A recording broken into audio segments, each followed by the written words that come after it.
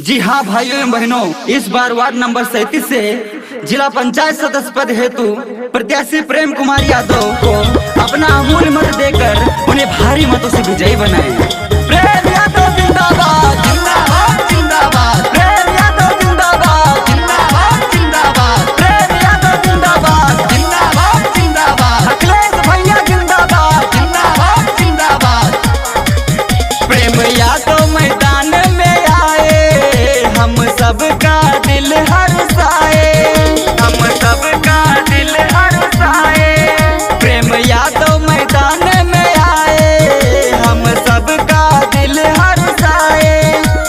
साकत विद्यालय में मिलके वोट इन्हें है देना देना। प्रेम भैया जी को या पति जितैया, वार्ड 37 से विजयी बनैया। प्रेम यादव जिंदाबाद जिंदाबाद जिंदाबाद, प्रेम यादव जिंदाबाद जिंदाबाद जिंदाबाद, प्रेम यादव जिंदाबाद जिंदाबाद जिंदाबाद, अखिलेश भैया जिंदाबाद जिंदाबाद जिंदाबाद।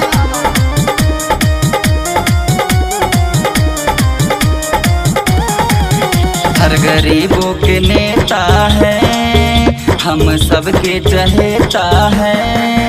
गांव घर के ये बेटा है, हर दिल के चहेता है।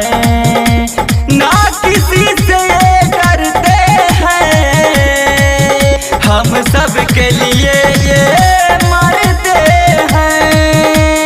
ग्राम बरामा के हैं बेटौआ, इनको अब जिताना जिताना। प्रेम यादव जी को अब जितैया, वार्ड 37 को अब चमकैया। प्रेम यादव जिंदाबाद जिंदाबाद जिंदाबाद, प्रेम यादव जिंदाबाद जिंदाबाद जिंदाबाद, प्रेम यादव जिंदाबाद जिंदाबाद जिंदाबाद, अखिलेश भैया जिंदाबाद जिंदाबाद जिंदाबाद।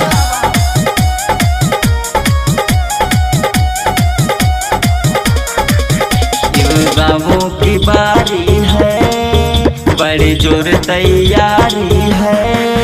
अब की यारों की बारी है, गांव गांव तैयारी है।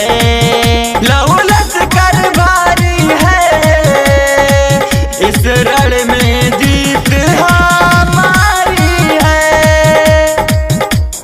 दादा दादी बहनी भैया, जिला पंचायत बनाना बनाना।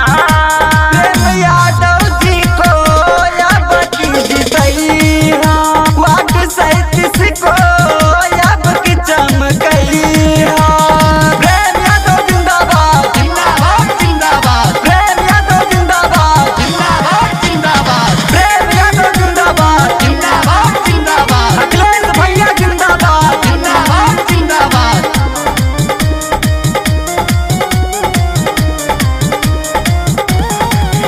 हमर प्रेम भैया हो, बाटे दिल के सहाइया हो, हर संकट के सहाइया हो।